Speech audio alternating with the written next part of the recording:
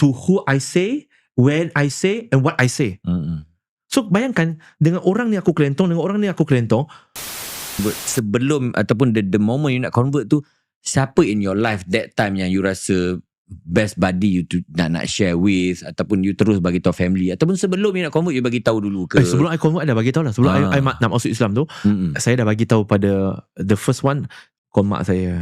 Saya bagi tahu, mak nanti bulan 8 ni saya nak balik KL, macam-macam saya nak buat. So, okay, dia kata okay. Lepas tu saya kata ada juga saya nak balik ni, saya nak masuk Islam. Lepas tu dia senyap je, risau aku, mak aku pengsan ke apa kan. Lepas tu dia jawab, terpulanglah kat awak, suka hati awak. Tapi awak jangan main-main. Saya kata okay, saya tak main mak, saya serius.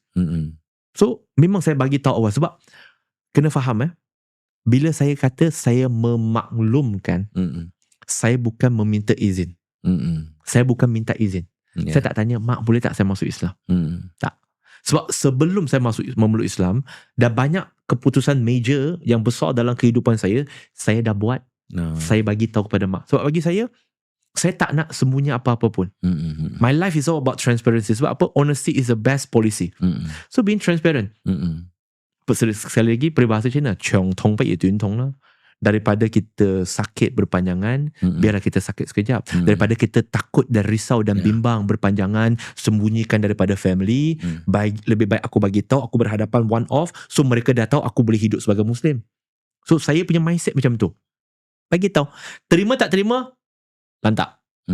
Itu je. Walaupun saya sayang mak bapak saya, tapi hidup saya nak bagi tahu kepada mereka. As a form of respect, saya bagi tahu. So saya bagi tahu. Bila saya nak kahwin pun, saya tiba-tiba saya kata, keluar dari bilik, mak nak kahwin. Kau ni apa tak kena ni? Kau ni mimpi apa tapi tiba-tiba je kau keluar nak kata nak kahwin kan? So saya akan bagi tahu je, terus terang.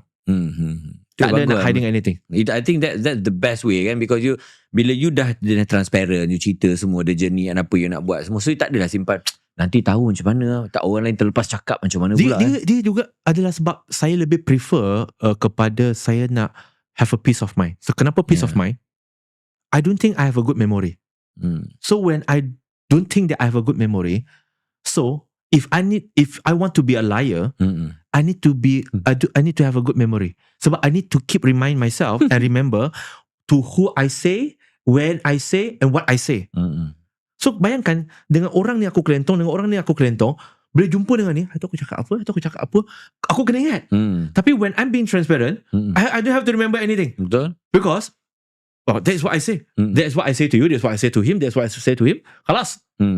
So kalau tiga-tiga mangkuk ni ke, siapa ke, kawan-kawan saya ke, dia jumpa ke, dia akan kata benda yang sama je.